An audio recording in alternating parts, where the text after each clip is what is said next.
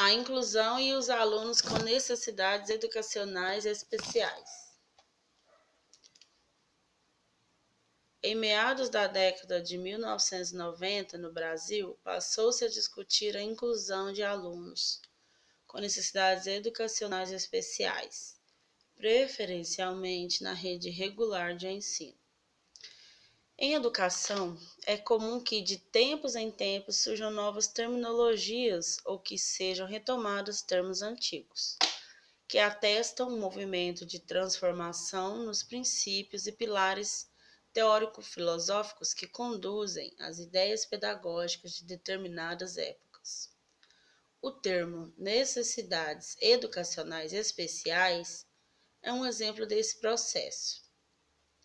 A maior parte das terminologias adotadas em educação especial tem origem estrangeira, muitas usadas em épocas anteriores, como por exemplo as palavras e os termos inválido, que é um termo minusválido, anormal, que é handicapped person, retardado, retardation, deficiente, deficient.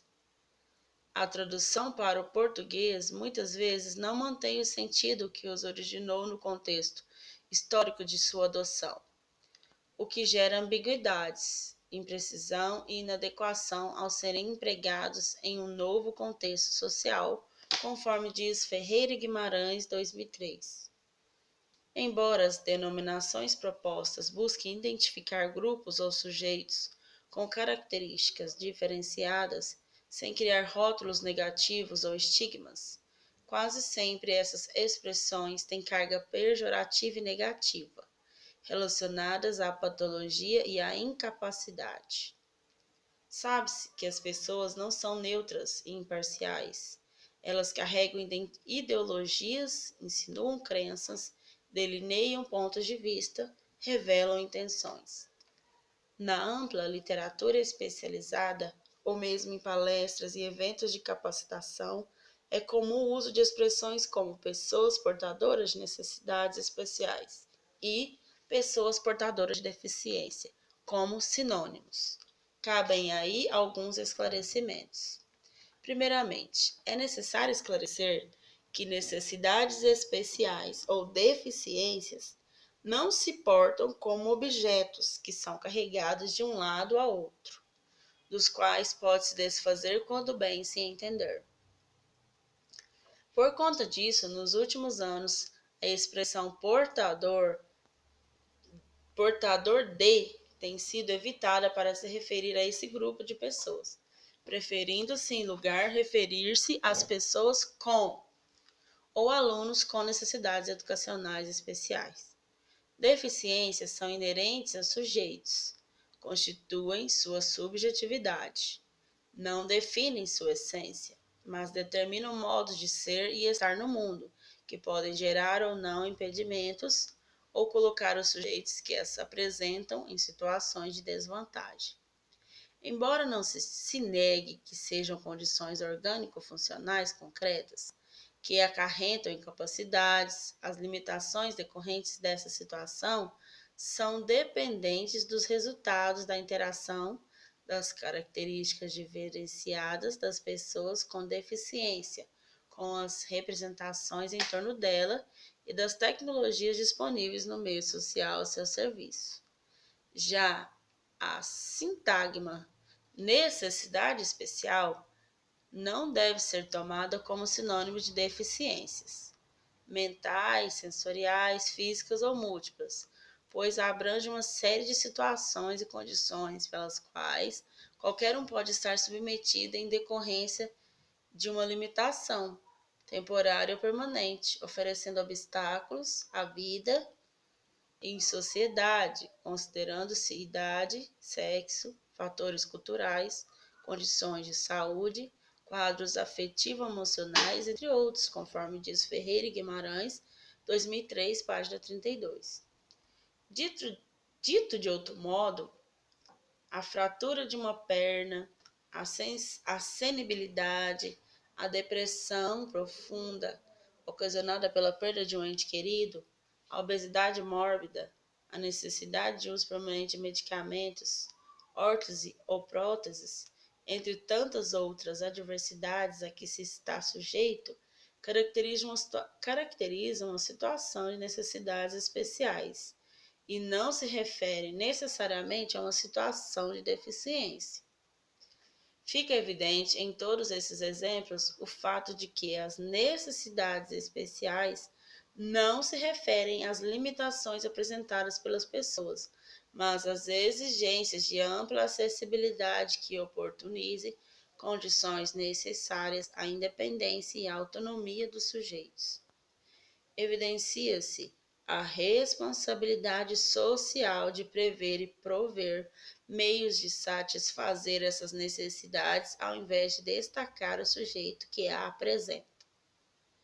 Como esclarece Ross, 2004, página 204, as necessidades especiais são decorrentes das oportunidades existentes ou não, bem como dos instrumentos e medições que possam ser apropriados por essas pessoas em suas relações sociais e não resultam unicamente das deficiências biológicas que possam apresentar. Se favoráveis forem as condições sociais, a situação de deficiência será atenuada, uma vez que não serão impostas restrições à participação dessas pessoas.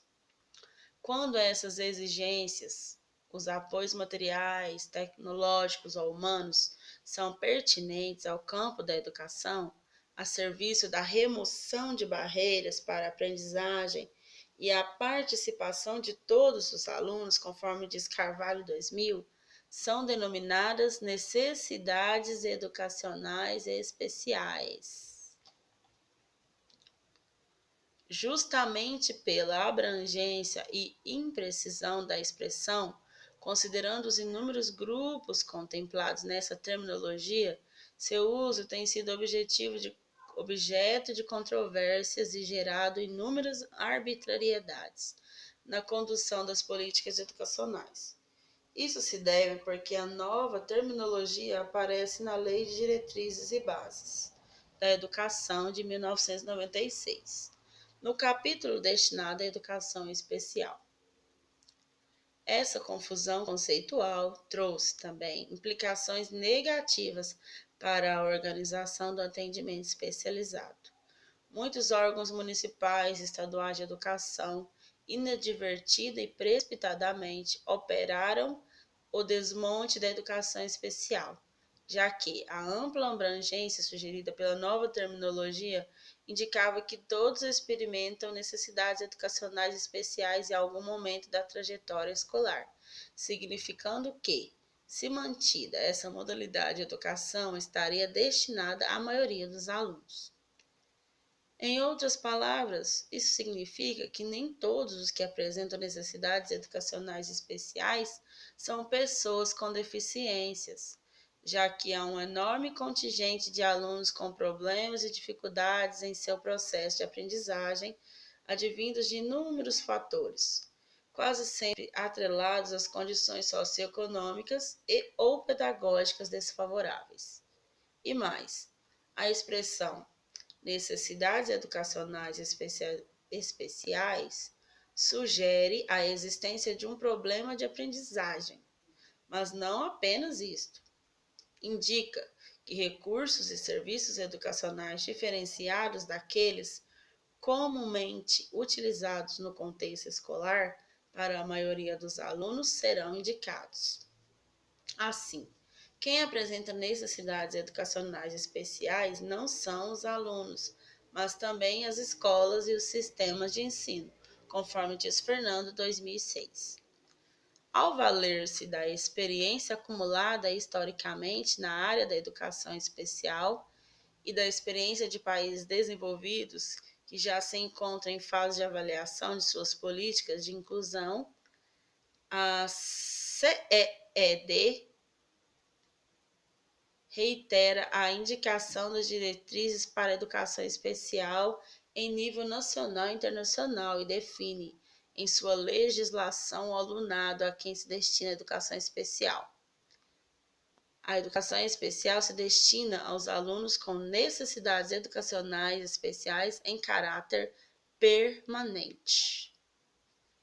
Isso significa que a CEED não somente reconhece o enorme contingente de alunos que apresentam necessidades educacionais especiais, com vários projetos que enfocam sua inclusão social e cidadania. No entanto, define que a oferta de serviços e apoios especializados em educação especial destina-se a crianças, jovens e adultos com necessidades educacionais permanentes em função de